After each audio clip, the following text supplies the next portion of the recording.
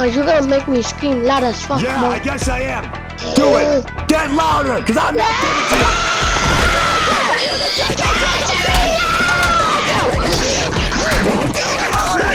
you. Alright, so Season 1 of The Last of Us just wrapped up, and I'm going to spoil the hell out of it. So if you haven't seen Season 1 of the show, or played the first game, go and do that now, because this video is all about the ending. Give you enough time to leave, and that should be good. Okay, everyone and their mother is talking about this franchise right now. Again, this is like the third time this has happened, but the question on most people's minds right now who haven't played the game, and even a lot of them who have, is, was Joel right, or was Joel justified in his actions at the end of the series? And there's a lot of responses to that. So I want to kind of get into some of those arguments and tell you why it doesn't really matter. This conversation has been had for the last 10 years, literally 10 years. The game came out a decade ago now, and people have been having the same argument since. Now, if somehow you were unaware, The Last of Us was a video game before it was a TV show. It came out in 2013, and for the most part, the TV show has stuck pretty faithfully to the source material. In fact, I think every key story beat of the game is present in the show in some form or another. Now, how they get to those plot beats often differs wildly, and I think those are the best parts of the show. Most people can agree on that, because it's new, it's using the adaptation and using the medium to its advantage to create a new emotional connection. It's great. I woke up early. You were passed out, so I took second watch. You can't do things like this. But I can. Because I just did. I'm responsible for you, okay? Then don't fall asleep.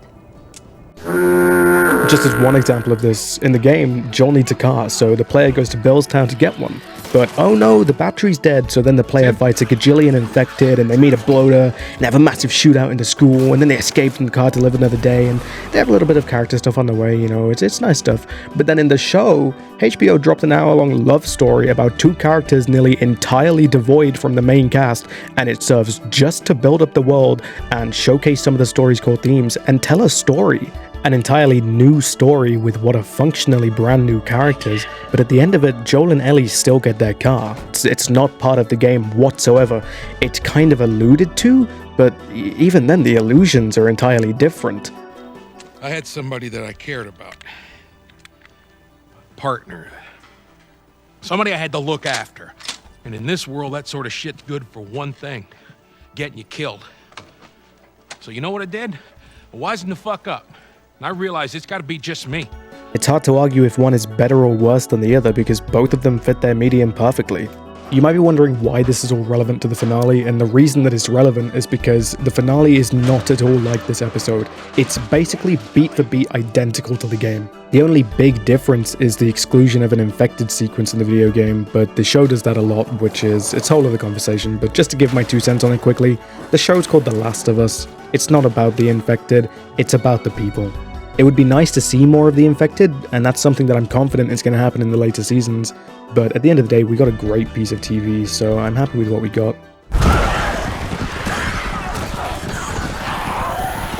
Anyway, back to the point. The show being identical to the game means that all of the things that people were saying about the game, and the arguments that people were using to justify Joel being correct or Joel being incorrect, they still apply. They're the same arguments. So let's actually, hold a candle up to some of those and take a look at them. There's a few things that are objective fact when talking about what happens at the end of the show, so I'm going to list those out. Number 1, Joel kills dozens of Fireflies, including those surrendering and the non-combatant operating on Ellie. Overkill. That guy is just an NPC, by the way. Number 2, Joel robs Ellie of her bodily autonomy. How do you say that? Autonomy. Joel robs Ellie of her bodily autonomy by taking the choice away from her and making it for himself. He knows that she would probably choose to die. It can't be for nothing. And regardless of the fact that he knows that, he chooses to shoot up a hospital anyway. Number 3, Joel's decision is primarily emotionally driven.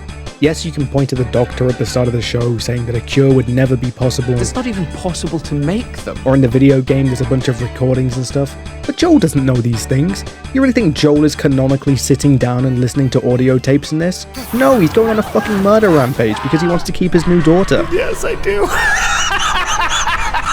Number 4, and this is the big one.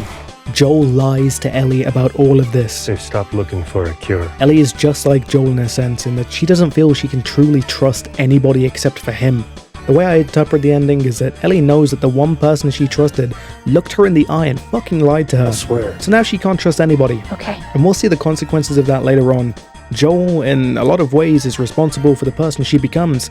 And if you've played the second game, then you know that the person she becomes isn't the best. Now, there's no way that Joel would have known that Ellie's going to turn into a murder psycho as well, but it doesn't change the fact that all of the choices he made were conscious choices. He chose to do those things. You'd probably look at them and say, this guy's a villainous person, this guy's wrong, this guy's bad. But, you know, what about the things I didn't mention? Like the fact that Marlene and the Fireflies didn't give Ellie a choice either. It didn't even let Joel say goodbye.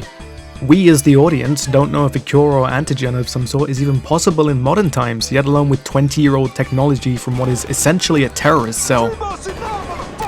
So is Joel right and good for what he does? No! Joel is a bad person. Marlene is a bad person. Nearly every main character in the story is in some way or another a bad person. And that's okay. Whether you think Joel is right or wrong is ultimately up to you, but if you ask me, there's never going to be a binary answer to ethical questions in a fungus-ridden post-apocalypse. The question everyone's asking shouldn't be, was Joel right, because there's no yes or no answer to it. It's far more complex than that. The more important thing is that we as the audience believe Joel would do these things. And do we? Yes! Hell yeah! Because the show is well written. Say who you can say. All of these characters are so fleshed out and three-dimensional that you don't question what they do, it just makes sense. People rarely fall into being a definitive goodie or baddie. And it's not to say that stories that operate like that are bad. Some of the most successful and popular franchises in the world work in this way. But The Last of Us isn't Star Wars, it's a post-apocalyptic drama, and the characters reflect that. These ideas are way more prominent in the second game, and a lot of people reacted poorly to it, saying they ruined The Last of Us by making Ellie mean and trying to get us to empathize with the villain. But these ideas have always been here, and I for one welcome them with open arms. Hell, both of the main actors in this show are most popular to general audiences from Game of Thrones, a show that thrives off of these themes. Characters we like do things that we don't like, and you might find yourself rooting for the bad guys in certain moments. Fuck the King's Guard. Fuck the city.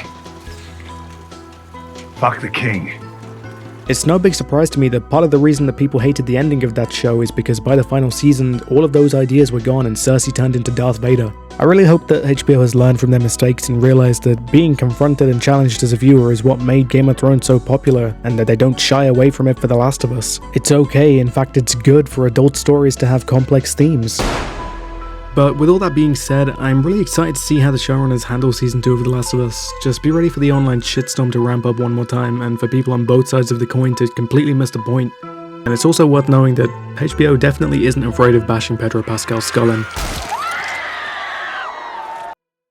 If you made it this far, please consider liking and subscribing. This is my first video, so any engagement is greatly appreciated. There's a reason why there's not any videos in the end screen, is because I don't actually have any others. I just wanted to have an end screen ready for when I do. So thank you for watching, and I'll see you next time.